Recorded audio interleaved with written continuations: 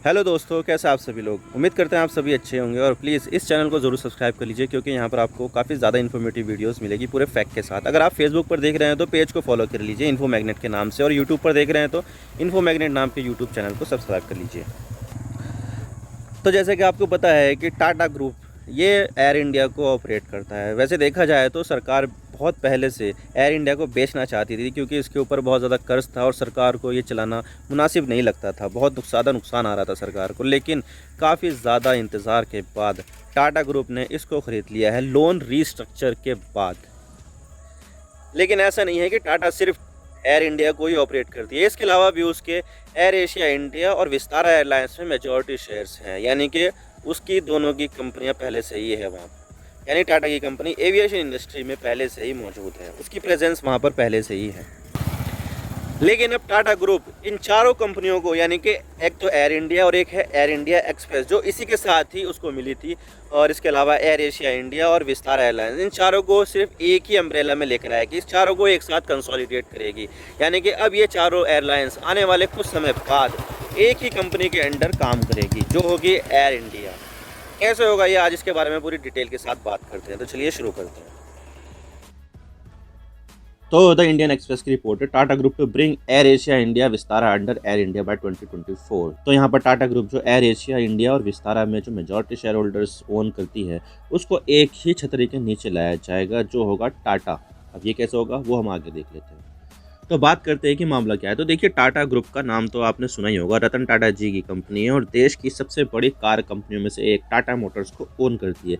लेकिन इसका बिजनेस काफ़ी ज़्यादा डाइवर्सिफाइड है और बहुत सारी इंडस्ट्रीज़ में इसकी प्रेजेंस मौजूद है, और टाटा को भारत में भरोसे का प्रतीक भी समझा जाता है। टाटा के बिजनेस में से एक बिजनेस है एविएशन का बिजनेस, और आपको तो पता ही होगा कि एयर इंडिया को टाटा ने खरीद लिया है और टाटा एयर इंडिया को चलाती है। सरकार इस एयरलाइन को बेचने का काफ़ी लंबे समय से कोशिश कर रही थी, लेकिन इसके ऊपर बहुत ज़्यादा कर्ज था, तो ऐसे में एयर इंडिया का बिकना मुश्किल हो रहा था। लेकिन कोई भी कंपनी एयर इंडिया को ख़रीदना भी नहीं चाहती थी क्योंकि कंपनियों को डर था कि अगर ये एयर इंडिया को ख़रीदेंगे तो उसके ऊपर का भी कर्ज उनके ऊपर चढ़ जाएगा। और अब इस चीज़ को सरकार भी जानती थी। शुरू में तो सरकार एयर इंडिया को ऐसे ही बेचना चाहती थी कर्ज के साथ और अपना पीछा छुड़ाना चाहती थी, लेकिन ये एयरलाइन नहीं बिकी तो तब सरकार ने रूल्स एंड डेट स्ट्रक्चर को री एग्जामाइन किया और फिर इसमें कुछ बदलाव लाते हुए बाद में इसको बेचने की कोशिश की। तो फाइनली टाटा ग्रुप ने इसको खरीद लिया। लेकिन टाटा ग्रुप तो पहले से ही एयरलाइन के बिजनेस में मौजूद है, तो वो भी अलग अलग ब्रांड नेम से। लेकिन अब टाटा ने अपने एविएशन इंडस्ट्री में मौजूद 4 एयरलाइन को और एविएशन बिजनेस को कंसोलिडेट करने का फैसला किया है, यानी कि इसका जो भी बिजनेस है वो सब एक एयर इंडिया के अंडर आ जाएगा और ये पूरा प्रोसेस 2024 तक कंप्लीट हो जाएगा। और अभी के समय अगर हम बात करें तो टाटा ग्रुप के पास एयर इंडिया की 100% इक्विटी तो आ गई है, लेकिन इसके साथ ही इसकी एक सब्सिडायरी कंपनी यानी कि सहायक कंपनी एयर इंडिया एक्सप्रेस को भी 100% इक्विटी यानी कि शेयर्स आ गए हैं। और इसके अलावा टाटा ग्रुप के पास एयर इंडिया को खरीदने से पहले एयर एशिया इंडिया और विस्तारा एयरलाइन में मेजॉरिटी शेयर्स हैं। तो टाटा इस समय 4 एयरलाइनों के मालिक है, लेकिन चारों का बिजनेस अलग अलग होने से उनको प्रॉब्लम हो रही है। तो ऐसे में टाटा ग्रुप अपनी सभी कंपनियों को एक ब्रांड नेम के अंदर लाना चाहती है जो होगा एयर इंडिया।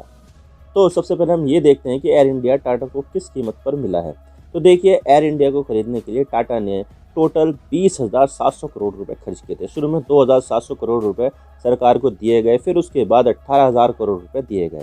और इसी तरह इस साल यानी कि 2022 के जनवरी में एयर इंडिया पूरी तरह से टाटा की हो गई और टाटा और केंद्र सरकार के बीच हुई डील ना सिर्फ एयर इंडिया के लिए थी बल्कि एयर इंडिया के साथ साथ इसकी सब्सिडायरी कंपनी सहायक कंपनी एयर इंडिया एक्सप्रेस भी रतन टाटा के पास आ गई, जो शॉर्ट डिस्टेंस की इंटरनेशनल फ्लाइट आसपास के देशों में सस्ती कीमत पर ऑफर करती है, जैसे कि काठमांडू, ढाका, म्यांमार की राजधानी बर्मा, जो आसपास के एरिया के हैं ना उन देशों के आसपास जो है शॉर्ट डिस्टेंस की जो इंटरनेशनल फ्लाइट है उसको ऑफर करती है, वो भी कम कीमत पर। और इसके अलावा 50% shares ground handling company AISATS के भी आ गए हैं। तो यानी ये डील ना सिर्फ एयर इंडिया की थी बल्कि इसके एक सहायक कंपनी एयर इंडिया एक्सप्रेस की और AISATS की भी थी। तो ये तो हुई बात डील की एयर इंडिया की, लेकिन टाटा को इसके अलावा भी एविएशन के बिजनेस में मौजूद है। और इसके अलावा भी टाटा ग्रुप 2 और कंपनियों में मेजॉरिटी शेयर्स होल्ड करती है। एक है एयर एशिया इंडिया और दूसरी है विस्तारा एयरलाइंस, जिसमें टाटा के शेयर्स एयर इंडिया में 83.67% है, तो वहीं विस्तारा में टाटा के 51% शेयर्स हैं।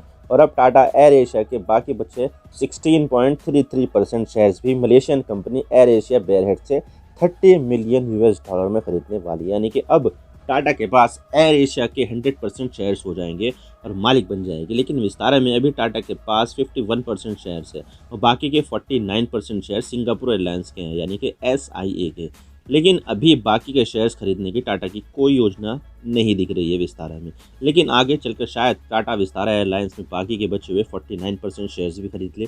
लेकिन अब सवाल यह आता है कि टाटा की आगे की योजना क्या है, किस तरह से ये इंटीग्रेट होगा सब कुछ। तो देखिए, टाटा ग्रुप अपनी कंसोलिडेशन का प्लान बहुत टाइम से मल्टीपल लेवल पर डिस्कस किया जा रहा है टाटा ग्रुप के अंदर ही।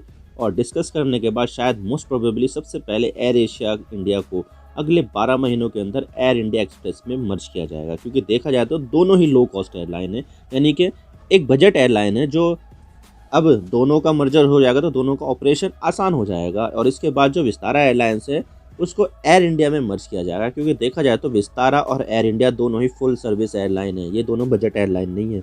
और दोनों एक दूसरे में मर्ज हो जाएगी तो तब विस्तारा का नाम गायब होकर सिर्फ एयर इंडिया रह जाएगा। और ऐसे में सिंगापुर एयरलाइंस के जो 49% शेयर्स है वो एयर इंडिया में ट्रांसफ़र हो जाएंगे, जिससे वो एयर इंडिया में भी टाटा की पार्टनर बन जाएगी। तो तब ऐसे में सिर्फ एयर इंडिया और एयर इंडिया एक्सप्रेस ही रह जाएगी।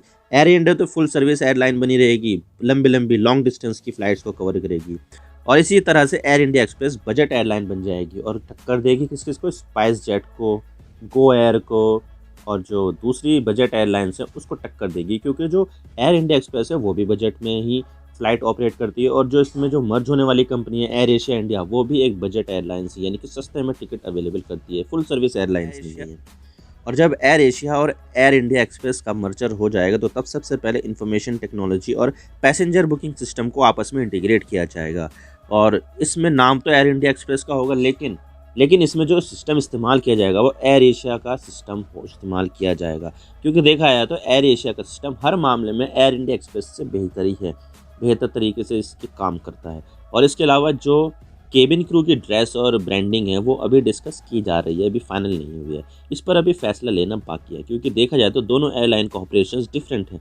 तो ऐसा एक यूनैनिमिटी लाने के लिए कुछ ना कुछ किया जाएगा ताकि दोनों एयरलाइंस एक साथ हो जाएं, दोनों की ड्रेस सेम हो जाएगी, केबिन क्रू की ड्रेस, ब्रांडिंग है वो सब सेम हो जाएगा, ऑपरेशन सेम हो जाएगा, यानी कि यूनैनिमिटी आ जाएगी एक दूसरे में।